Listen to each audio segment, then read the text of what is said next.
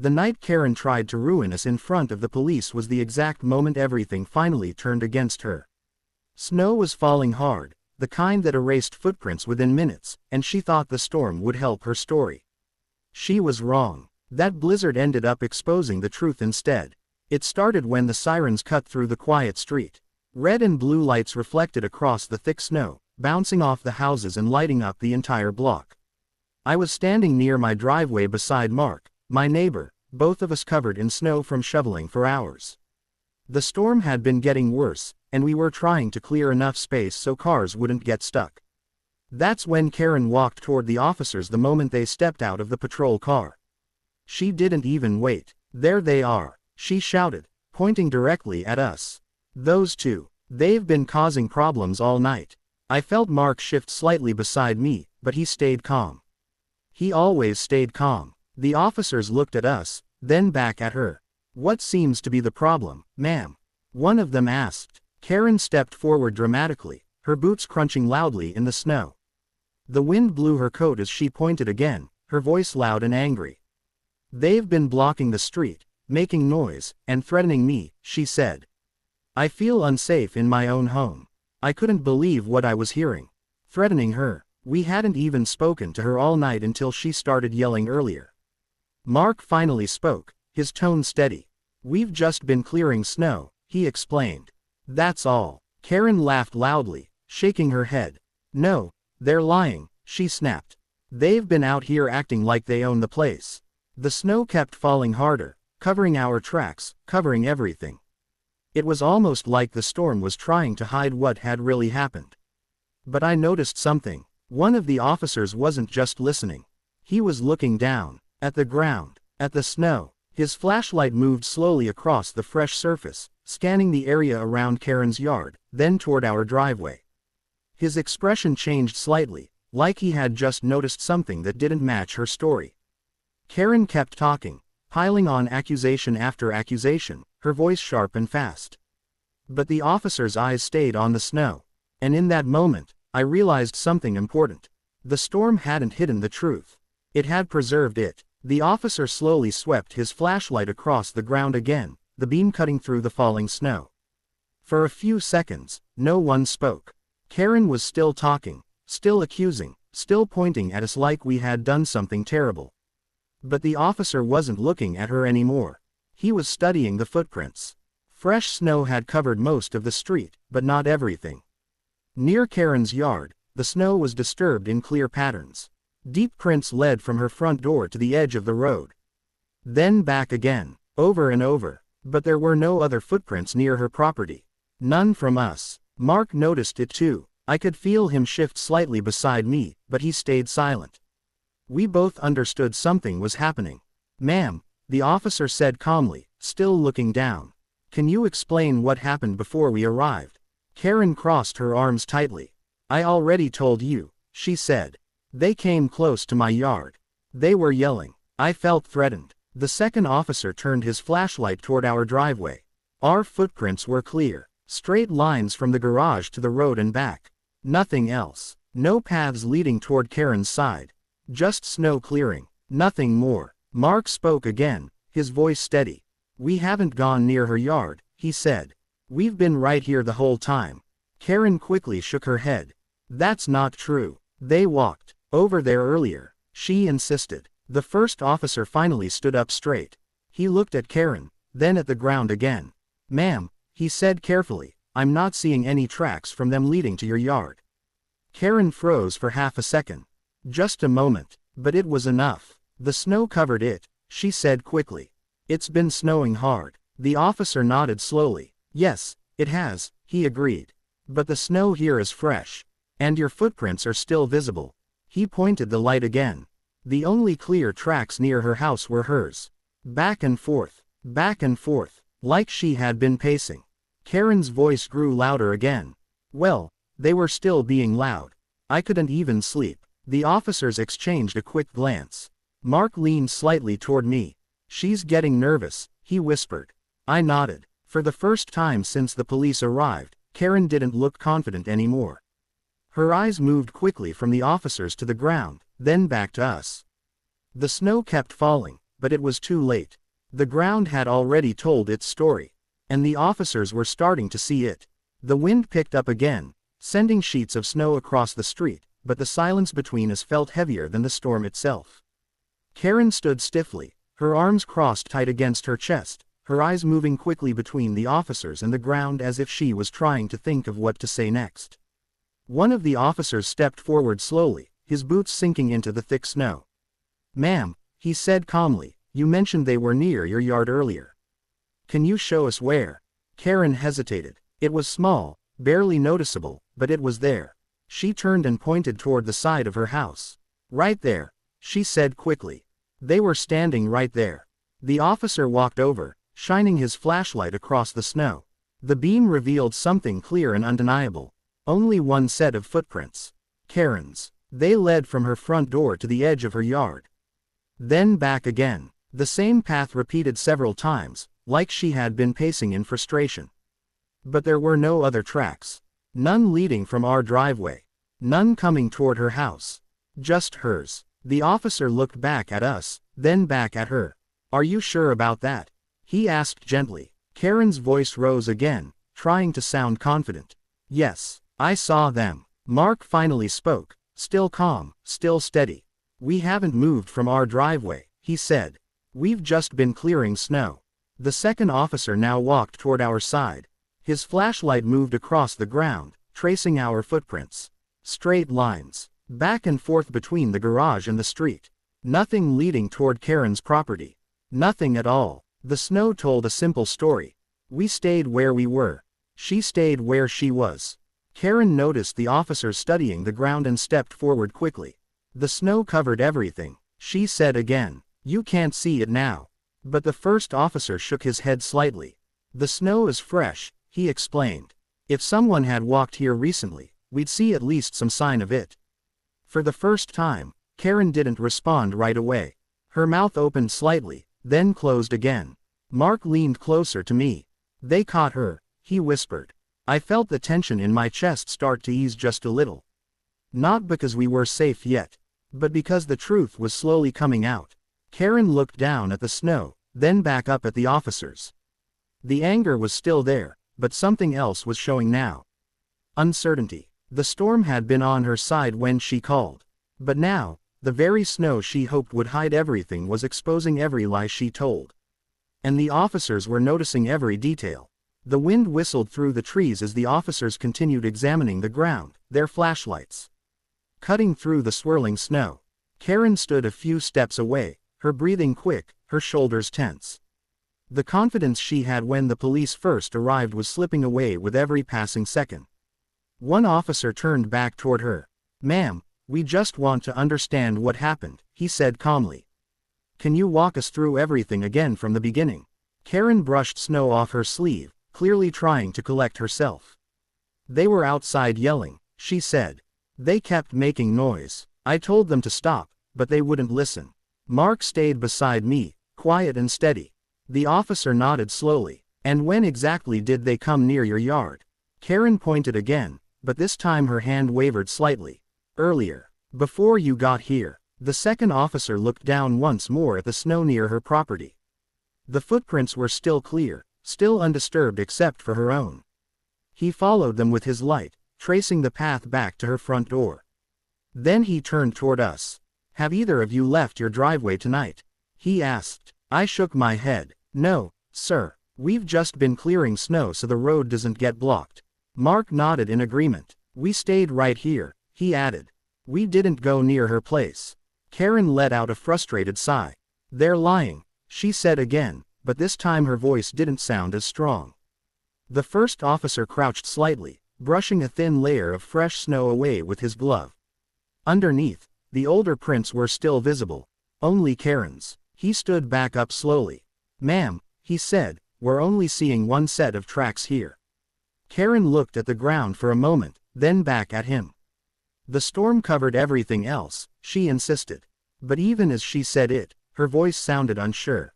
The second officer stepped closer to her yard and looked carefully along the edge where the snow met the street. "If we had walked there, even earlier, there would have been at least some sign."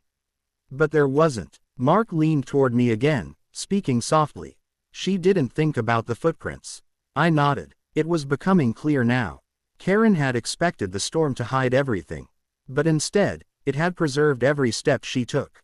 The officer turned back toward her. "Ma'am, are you certain about what you're saying?" he asked gently. Karen hesitated again. For a second, the only sound was the wind and the distant hum of the police car engine. And in that quiet moment, I could see it clearly. She knew the story was falling apart. Karen stood frozen in the snow, her eyes shifting from the officers to the ground and then back again. The wind pushed her coat slightly, but she didn't move. For the first time since the police arrived, she didn't immediately argue back. One of the officers spoke again, his voice steady and calm. "Ma'am, we're just trying to make sense of what happened." Karen nodded quickly. "I know what I saw," she said. "They were right there near my yard." The second officer turned his flashlight slowly across the snow once more, carefully checking the area she had pointed to earlier. The beam passed over the same clean surface, showing nothing but her own repeated footprints. He walked a few steps farther along the edge of her property. Still nothing. No broken patches. No mixed tracks. No signs that anyone had crossed over from our side. Mark stayed beside me, silent but strong. I could feel how tense he was, even though he didn't show it. The officer stopped and turned back. "Ma'am," he said gently, "if someone had been here, we would see some kind of track." Even with the storm, Karen's jaw tightened. "They were here before the snow got heavy," she insisted quickly. The first officer tilted his head slightly. "Earlier tonight, yes," she said. "Before it got worse." I finally spoke, keeping my voice calm. "We've been out here since the snow started," I explained. "We haven't left the driveway." Mark nodded. "We stayed right here the whole time." Karen let out a short, frustrated breath. "They were making noise," she said. "That's why I called." The officers exchanged a brief glance. The tone of her story was changing. It was less about fear now. Less about threats. More about irritation. The second officer looked down again at the snow, then back at Karen. "Did they come close to your house at any point tonight?" he asked. Karen paused. That pause felt long. Her eyes dropped toward the ground for a second before she answered. "They were near enough," she said. It wasn't a clear answer. And everyone could feel it. The storm continued to fall around us, the wind blowing fresh snow across the road. But the older footprints near her yard were still visible under the thin layer. The truth was still there. Mark leaned slightly toward me again. "She's changing her story," he whispered. I nodded slowly. The officers noticed it too. Karen had started the night loud and certain, pointing fingers and making strong accusations. But now, her words were shifting, her voice softer, her answers less clear. And with every passing second, it was becoming more obvious. The officers were starting to understand that something didn't add up. The snow kept falling, but the energy in the air had changed. Earlier, Karen had been loud, sharp, and confident. Now she stood quieter, her shoulders tight, her eyes moving carefully as the officers continued asking questions. One of the officers spoke again, his tone calm but more direct this time. "Ma'am, when exactly did you feel threatened?" Karen looked at him, then at us, then back at the ground. "They were yelling," she said. "They were making noise late at night." The officer nodded slightly. "Did they say anything to you?" Karen hesitated. It was a small pause, but it was enough to catch everyone's attention. "They were just being loud," she replied. Mark stayed beside me, his arms relaxed at his sides. He didn't react. He didn't argue. He just let the truth speak for itself. The second officer looked down again at the snow, then slowly walked a few steps toward the edge of Karen's yard. He followed the line where her footprints stopped. They never crossed into the street. They never came near our driveway. They just went from her door to the edge of her property. Over and over again, he stood there for a moment, studying the ground, then turned back. "Ma'am," he said, "you said they were near your house earlier. But the snow isn't showing that." Karen quickly looked up. "I told you, the storm covered it," she said again, her voice rising slightly. The first officer responded calmly. "Your footprints are still visible," he explained. "Which means the older tracks should be visible too, at least partially." Karen didn't answer. She looked down at the snow again, her lips pressed tightly together. The silence grew heavy. Mark leaned toward me slightly. "They know," he whispered. I could feel it too. The officers weren't just listening anymore. They were comparing every word she said with what they could see. And the two weren't matching. Karen suddenly spoke again, trying to sound firm. "They were still disturbing the peace," she said. "I couldn't sleep because of them."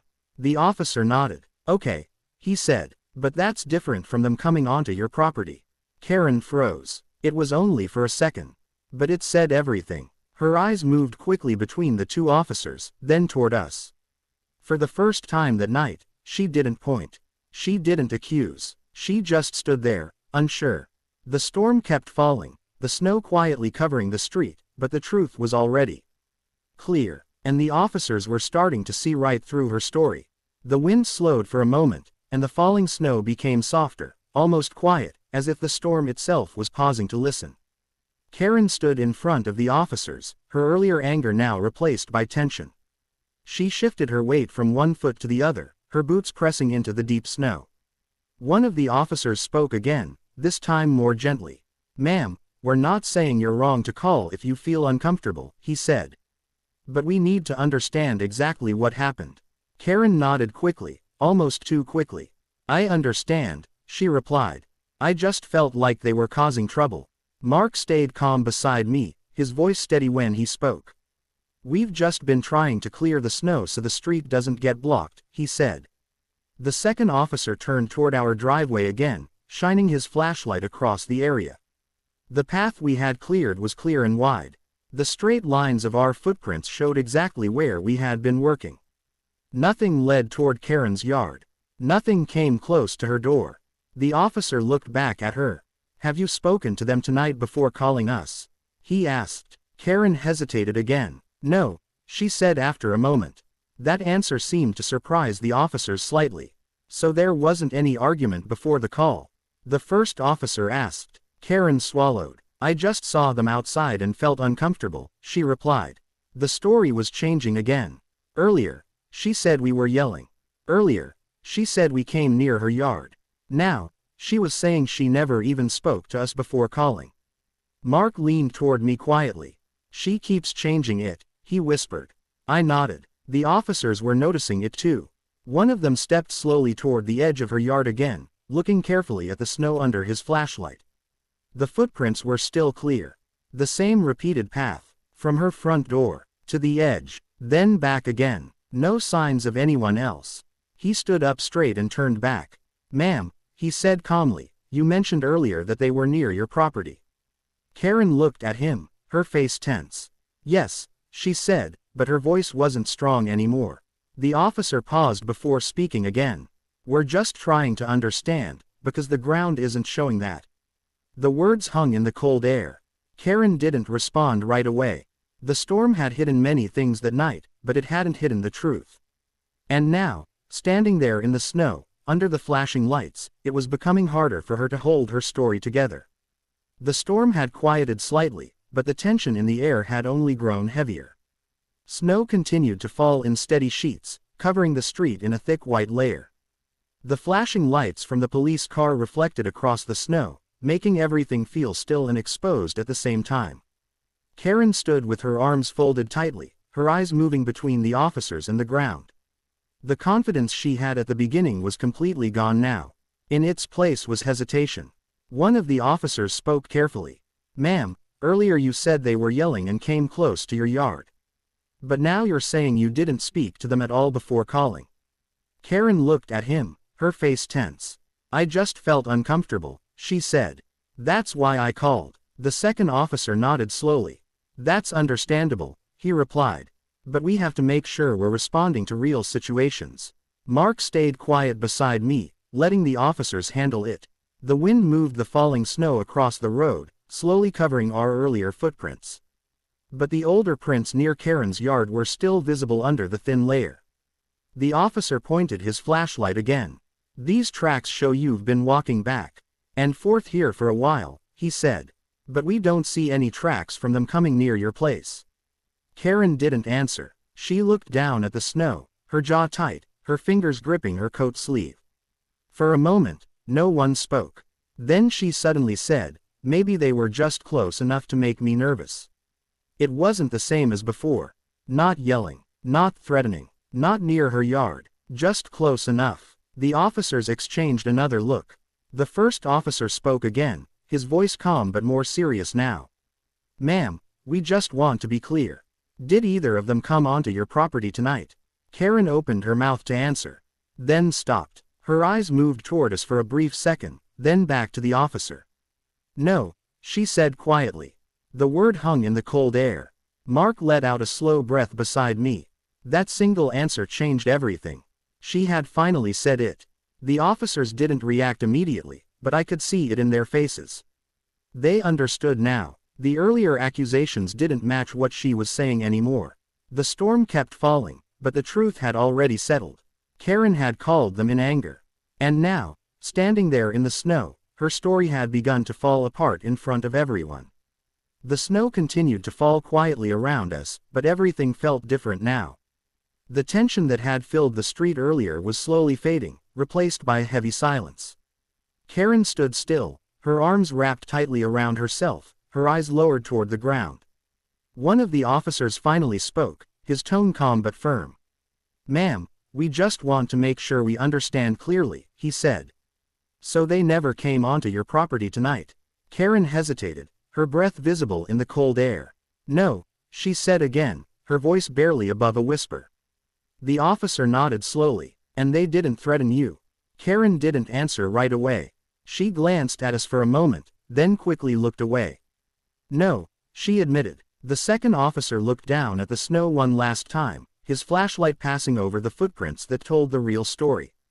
Her tracks showed she had been pacing back and forth, watching us, building her anger. But there were no signs of us near her yard. The truth had been there the entire time. Mark finally spoke softly. We've just been clearing snow so no one gets stuck, he said. The officer looked at us and gave a small nod, understanding. You're not doing anything wrong, he said. Karen shifted slightly, clearly uncomfortable now. The strong voice she had earlier was completely gone. She didn't point. She didn't argue. She just stood there, quiet and tense. The first officer turned back to her. Ma'am, it's okay to call if you feel unsafe, he said. But making serious accusations can create problems, especially when there's no evidence to support them. Karen swallowed and nodded slowly. I understand, she said. The storm moved softly through the street, covering everything in fresh snow again.